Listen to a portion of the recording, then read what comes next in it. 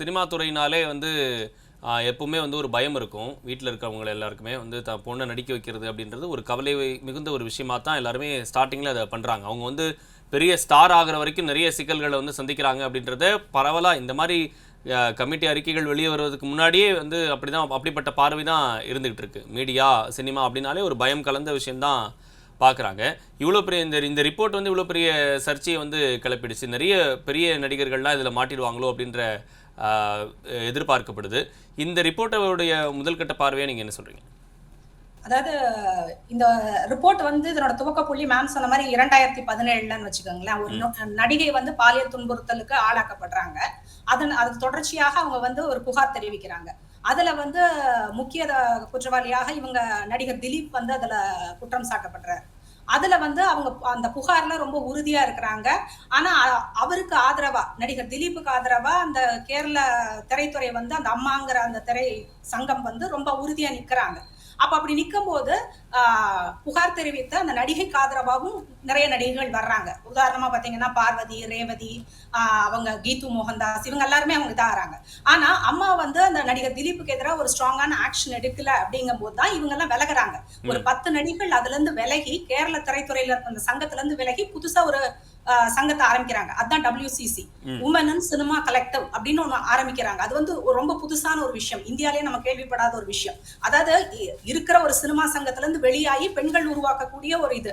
அதோட மட்டும் அவங்க நிக்கல, அந்த நடிகைக்கு அவ்வளவு துணை நிக்கிறாங்க. இதனால அத்தனை பேருக்குமே வாய்ப்பு மறுக்கப்படுது, வாய்ப்புகள் வந்து குறையுது. இருந்தாலும் அவங்க இதுல ஸ்ட்ராங்கா நிக்கிறாங்க. அது மட்டும் இல்ல, அந்த WCCங்கிறது தான் வந்து கேரளா ஹைகோர்ட்ல போய் இல்ல கேரள திரைத்துறையில நடக்கக்கூடிய பாலியல் துன்புறுத்தல்களை விசாரிக்கிறதுக்கு ஒரு கமிட்டி அமைக்கணும் அப்படிங்கிற கோரிக்கையை வந்து முன்வைக்கிறாங்க. சோ அவங்க வச்சதுக்கு அப்புறம் தான் அதுக்கப்புறம் அரசு உருவாக்கப்பட்டதுதான் ஹேமா கமிட்டி. ஓய்வு பெற்ற நீதிபதி ஹேமா தலைமையிலையும், அப்புறம் ஒரு ரிட்டையர்ட் IAS ஆபீசர், அப்புறம் மூத்த நடிகை அவங்க தலைமையிலையும் உருவாக்கப்பட்டதுதான் அந்த கமிட்டி. அவங்க வந்து அதை விசாரிச்சு 2019 வந்து அவங்க அறிக்கையை வந்து சமர்ப்பிக்கிறாங்க. 2019 சமர்ப்பிக்கப்பட்ட அறிக்கை 5 வருஷமா வெளிவரவே இல்லை. ஏன்னா அப்படி ஒரு பொலிட்டிக்கல் பிரஷர் இருக்கு. நடிகர்கள், பிரபலமான நடிகர்கள் வந்து அது வெளியில வரக்கூடாதுங்கிறதுல அவ்வளவு குறியா இருக்கிறாங்க. ஏன்னா அது வெளியில வந்து அவங்களுக்கு பாதிப்பு உண்டாகும். இருந்தாலும் திருப்பியும் இவங்க கோர்ட்டுக்கு போறாங்க. அங்க இருக்கிற தகவல் உரிமை ஆணையம், அப்புறம் கேரளா ஹைகோர்ட் எல்லாம் தலையிட்டு அந்த அறிக்கை வந்து வெளியிடப்படுது. அதுவும் சும்மா வெளியிடப்படல. அதுல வந்து மொத்தம் 87 பக்கம் வந்து நீக்கப்பட்டிருக்கு. இப்ப நமக்கு கிடைச்சிருக்கிறது வந்து 87 பக்கங்கள் நீக்கப்பட்ட அறிக்கை. அதுக்கே வந்து இவ்வளவு அல்லோலகல்லோலப்படுது திரையுலகம். அப்போ அந்த 87 பக்கம் வந்திருந்தா அதனுடைய நிலைமை என்னவா இருக்கும் பாருங்க. ஏன்னா அப்படி ஒரு பொலிட்டிக்கல் இது, இல்லைன்னா அந்த பிரபலமா இருக்கக்கூடிய நடிகர்கள் வந்து அதை மறைக்கணுங்கிறதுல அவ்வளவு முசுவா இருக்கிறாங்க. அப்படி வெளியிடப்பட்டதுதான் இந்த அறிக்கை. அதுல வந்து இந்த அறிக்கை வெளியிடப்பட்டது வந்து அந்த நடிகர்களுடைய வெற்றி அப்படின்னு தான் பாக்குறேன். இப்ப சமீபமா அந்த அறிக்கை வெளியானதுக்கு அப்புறம் எல்லா ஊடகங்களையுமே எப்படி ஒரு துணி இருக்குன்னா, கேரள திரைத்துறையில மட்டுமே வந்து பாலியல் துன்புறுத்தல்கள் இருக்கு, மத்த திரைத்துறையில வெளியில்ல, இங்கதான் ரொம்ப மோசம்ன்றாங்க.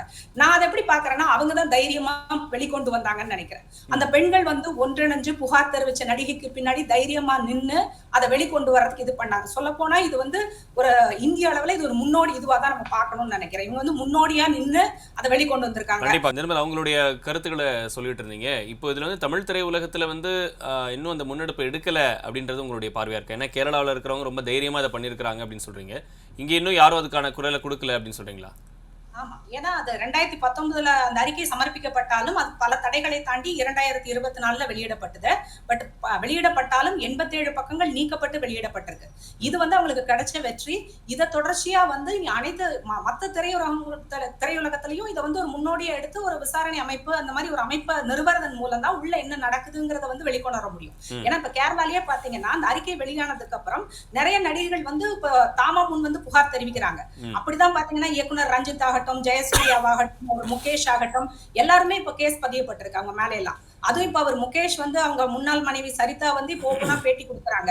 அவர் வந்து அந்த திருமண வாழ்க்கையிலேயே வந்து நான் பிரெக்னெண்டா இருக்கும் போதே என்னை எட்டி உதைச்சாரு, ஆனா அவங்க அப்பா வந்து எங்கிட்ட வந்து சத்தியம் வாங்கிட்டாரு, என்னால அந்த டைம்ல அதை சொல்ல முடியல, இப்ப அவங்க அப்பா இறந்ததுனால நான் இதை சொல்றேன் அப்படின்னு சொல்லிட்டு, அதாவது இது என்னன்னா பெரிய கதவுகளை திறந்திருக்கு. அதாவது எல்லாத்துக்கும் அந்த தைரியம் வருது, எல்லாரும் முன் வந்து சொல்றாங்க. ஒருவேளை தமிழ் சினிமாவில் வந்து இந்த மாதிரியான ஒரு கமிட்டி அமைக்கப்பட்டு அதுல அறிக்கை வெளியிடப்பட்டால் இன்னும் நிறைய தகவல்கள் வெளியே வரும் அப்படின்னு சொல்றீங்களா? ஆமா, கண்டிப்பா. ஏன்னா அதாவது இந்த துறைனே இல்லைங்க, சினிமா துறைனே இல்லை, எல்லா துறையிலுமே பாலியல் தொந்தரவுகள், பாலியல் துன்புறுத்தல்கள் இருந்துட்டே தான் இருக்கு. ஆனா அதை வந்து தைரியமா வெளியில சொல்றது இல்ல. அதுக்கான ஒரு வாய்ப்பு ஏற்படணும். எப்படி ஒரு 2017 மீட்டு மூவ்மெண்ட் ஒன்று வர ஆரம்பிச்சோம்னா அப்புறம் அடுத்தடுத்து புகார்கள் வந்துட்டே இருக்கு. உலகம் ஃபுல்லா அது பரவுது. அப்ப உலகம் ஃபுல்லா இருக்கக்கூடிய ஒரு விஷயமா தானே இருக்கு. ஒன்னே ஒன்று இப்ப அது வெளிப்பட்டு இருக்கு. அதை முன்னோடியா கேரள திரையுலகம், அங்க இருக்கக்கூடிய பெண்கள், women in cinema collective WCC அதை முன்னெடுத்து வெற்றிகரமா பண்ணிருக்காங்கன்னு தான் நான் நினைக்கிறேன். மற்ற இண்டஸ்ட்ரியிலையும் வந்து இது தொடர்ந்து நடந்துகிட்டே தான் இருக்கு.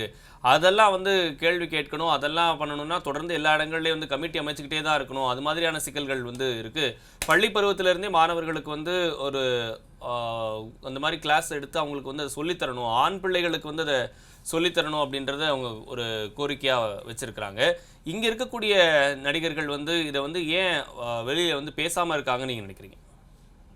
அதாவது பெண்களினுடைய பாதுகாப்பு எப்போது உறுதி செய்யப்படும் அப்படின்னா அந்த சமூக மாற்றம் நிகழும் போது தான் அது உறுதி செய்யப்படும்னு வச்சுக்கோங்களேன். இப்போ உதாரணத்துக்கு பாத்தீங்கன்னா அவர் ரஜினிகாந்த் கிட்ட வந்து கேக்குறாங்க, ஹேமா கமிட்டி ரிப்போர்ட் பத்தி நீங்க என்ன நினைக்கிறீங்கன்னா, எனக்கு அப்படி ஒண்ணு வந்திருக்கா எனக்கு தெரியாது அப்படின்னு சொல்றாரு.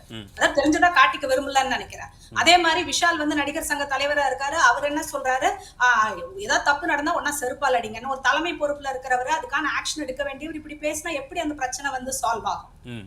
அதாவது அதாவது அதுக்குதான் நான் சொன்னேன், கேரள திரையுலகம் வந்து ஒரு முன்னோடியா இருந்திருக்கு. அங்க பெண்கள் வந்து ஒரு பிரச்சனை வந்ததுக்கு அப்புறம் எல்லாம் சேர்ந்து கைகோத்து துணை நின்று தனக்கு வாய்ப்புகள் மறுக்கப்பட்டாலும் வாய்ப்புகள் குறைஞ்சாலும் இது பண்ற மாதிரி இப்ப தமிழ் திரையுலகை சேர்ந்த பெண்களோ இல்ல எல்லாமே பெண்களுக்கு வந்து அந்த விழிப்புணர்வு வரணும். அவங்க வாய்ஸ வந்து வெளியில வந்து சொல்ல வரணும். அதாவது ஆமா சின்மையை பாதிக்கப்பட்டாங்கன்னா கூட அதுக்கப்புறம் வந்து நிறைய குரல்கள் இப்ப கொஞ்சம் கொஞ்சமா, அதாவது எப்பவுமே அந்த முதல்ல போறவங்களுக்கு அடி நிறைய விழும். அந்த மாதிரி சின்மையை அதை துவக்கி வச்சாங்கன்னா கூட அதுக்கப்புறம் வந்து நிறைய குரல்கள் வந்து வெளியில வர ஆரம்பிச்சிருக்கு. இல்ல சொல்றதுக்கு வந்து அப்போ உள்ளுக்குள்ள ஒருத்தருக்கு ஒரு பயம் வருது. இப்போ அந்த துறையினே கிடையாது. இப்போ வந்து ஒரு காவல்துறையில கூட பாத்தீங்கன்னா ஒரு பெண் காவல் அதிகாரி வந்து ஒரு கூட்டத்துல இருக்கும் போது அவங்களுக்கு ஒரு தொல்லை நிகழுது, அவங்க வந்து ஒரு கம்ப்ளைண்ட் ஃபைல் பண்றாங்க. அதே மாதிரி ஒரு நீதிபதி போயிட்டு அந்த மேல இருக்கக்கூடிய ஒரு நீதிபதி மேல ஒரு புகார் தெரிவிக்கிறாங்க. அதனால இந்த பாலியல் தொந்தரவுங்கிறது வந்து ஒரு துறைக்கு சார்ந்த ஒரு விஷயமாக இல்ல, அது வந்து எல்லா துறையிலுமே பரவி இருக்கு. இன்னும் சொல்ல போனா ஒரு வந்து போன வருஷம் ஒரு சர்வே எடுக்கிறாங்க. அதாவது மத்த துறைகள்ல வந்து பாலியல் தொந்தரவு எந்த அளவுக்கு இருக்கு அப்படின்னு சொல்லி ஒரு சர்வே எடுக்கும்போது பெரும்பாலும் இருக்கு அப்படின்னு தான் வருது. ஆனா அதுல அந்த பாலியல் தொந்தரவுக்கு உள்ளாகக்கூடிய 5 பெண்கள்ல ஒரே ஒருத்தர் மட்டும் தான் கம்ப்ளைண்ட் ஃபைல் பண்றாங்க. அப்ப என்ன காரணம்னு ஆராயறாங்க. 5 பேர் பாதிக்கப்பட்டாலும் ஒருத்தர் மட்டும் ஏன் கம்ப்ளைண்ட் ஃபைல் பண்றாங்கன்னா அவங்க சொல்லக்கூடிய முக்கியமான ரீசன் என்ன, poor outcome is very poor. நாங்க சொன்னாலும் எதுவுமே நடக்காது. இன்னொரு முக்கியமான விஷயம், நாங்க சொன்னா நாங்க தான் வந்து பாதிப்புக்குள்ளாவோம். ஒன்னா வேலை ரீதியா எங்களுக்கான ப்ரொமோஷன் மறுக்கப்படும், இல்ல வேலையை விட்டு தூக்கப்படும், இந்த மாதிரியான இது இருக்கிறதுனால நாங்க முடிஞ்ச வரைக்கும் கம்ப்ளைண்ட் பண்றது இல்லைன்னு மத்த துறைகள்ல நடந்த ஆய்வு முடிவுகள் சொல்லுது.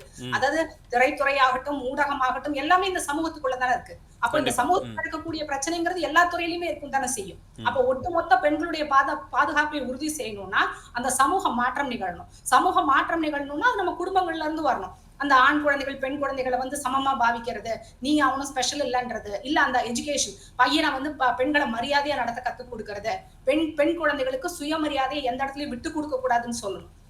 அந்த மாதிரியான பாடங்கள் கொடுக்கப்படும் போது அவங்க வளரும் போது சரியான சமூகமா இது மாறும் அப்படிங்கறது தான் என்னுடைய பார்வையா இருக்கு.